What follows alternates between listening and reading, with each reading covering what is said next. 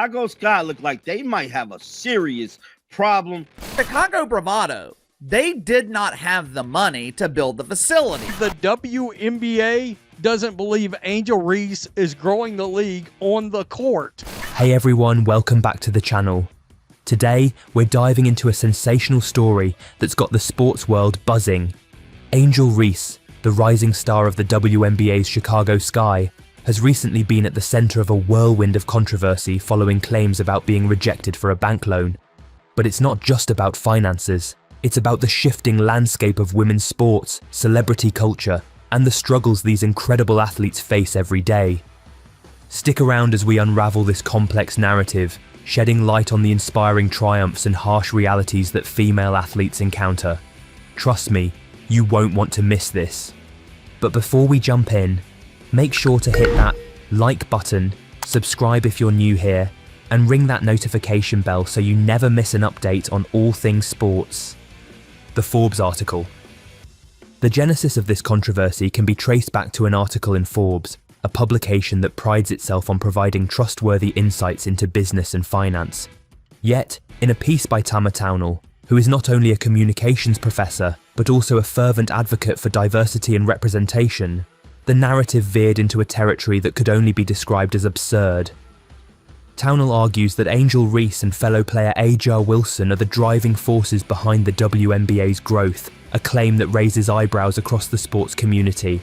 At the crux of Townell's argument is an insistence that the rising social media presence of players like Reese signifies a shift in female athletics. But just how robust is this claim when juxtaposed with the stark financial realities facing WNBA franchises? After all, teams often practice in subpar facilities, a truth laid bare by the Chicago Bravado's recent trouble securing funding for a state-of-the-art practice facility. The Chicago Bravado, the WNBA team, with aspirations of building a new practice facility, found itself facing a stark truth. They were denied a $38 million bank loan. This rejection illuminated the severe financial constraints plaguing the league. The Bravado presented their case to potential lenders, pitching not only their vision for a new facility, but also the allure of star players like Angel Reese. However, according to reports from the village of Bedford Park, banks were unconvinced. It's essential to understand that banks are businesses, and they thrive on loans, making a profit through interest rates. So what does it say about the belief in the WNBA when major financial institutions deny funding for a franchise that promises a star like Reese? When the Bravado's loan request was turned down, they resorted to begging the local government for support, hoping for a taxpayer-funded, interest-free loan. One just has to ponder how a league that is supposed to be professional sports struggles so monumentally to finance its operational needs. The revelation that a team in a major city cannot secure funding, despite claiming to feature star players, raises questions about the wider marketability and sustainability of the WNBA. The social media mirage. Forbes attempted to bolster the narrative of Reese's influence by pointing to her impressive social media following as proof of her gravitas in the sport. The article trumpeted the 589 million social media impressions surrounding the player as if such numbers equated to actual ticket sales or viewership. Here lies a fundamental flaw. Impressions are not engagement, and social media followers do not directly translate into bums in seats. While it's notable that Reese boasts a large number of followers, it's equally crucial to recognise that this demographic may not be indicative of her actual marketability or drawing power. Reese's inability to fill arenas raises a glaring question. If she is supposed to be a cornerstone of the league's growth, why can't she generate palpable interest?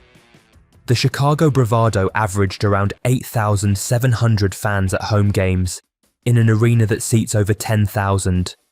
A statistic that starkly contrasts the narrative of rising stars energizing a league in need of saviors. Moreover, the reliance on social media metrics to define success points to a broader issue within the marketing strategies of women's sports.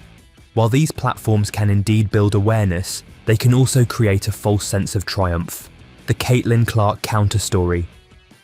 As the media pushes for Reese's narrative, another figure looms larger, Caitlin Clark. The Iowa star has captured hearts and headlines, amassing accolades that arguably surpass those of Reese. Clark's on-court exploits, transcending typical college basketball popularity, have generated genuine buzz around the sport. Yet, in the world of promoting the WNBA, it appears the mainstream media is reluctant to acknowledge Clark's undeniable draw. Clark consistently attracts larger audience numbers and showcases a flair for the dramatic that resonates with fans. Her ability to perform under pressure during high-profile college games stands in stark contrast to the narratives being constructed around Reese and Wilson. The disparity highlights a troubling trend. In trying to champion certain athletes, the narrative sidelines others who may be more deserving of the spotlight. Consequently, the media's embellishment of Reese and Wilson as the faces of the league disregards the intricate tapestry that makes up women's basketball. The performance of individual players, regardless of their social media prowess, ultimately dictates the health of the league. As we explore the impact of social media and celebrity status on the potential for growth within the WNBA, another layer surfaces: marketability. While it is true that black female athletes are marketable, true icons like Venus Williams, Serena Williams, and Simone Biles have become household names. The issue lies not in their ethnicity or gender, but in their genuine talent and market appeal. Are other younger players poised to elevate the WNBA?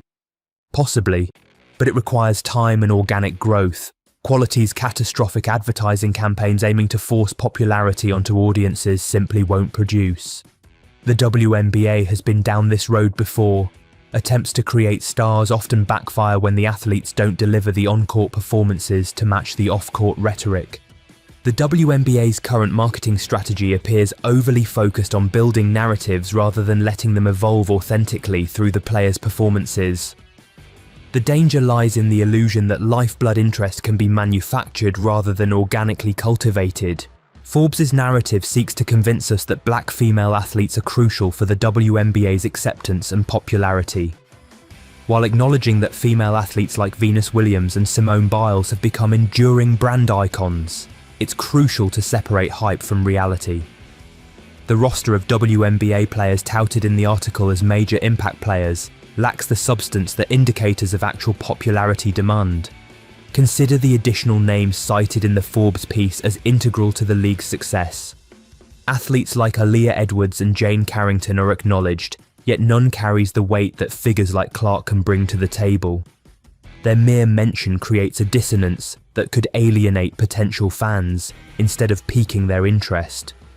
In creating a narrative of black girl magic, or the elevation of the WNBA through diverse stars, it's imperative to ensure that the names highlighted genuinely resonate with audiences. As it stands, no one player, not even the seemingly unstoppable Angel Reese, serves as a sufficient standalone figure to usher the league into a new era of financial prosperity and cultural acceptance. It's not just about basketball. The interplay between media narratives and the marketability of professional female athletes reflects broader societal issues.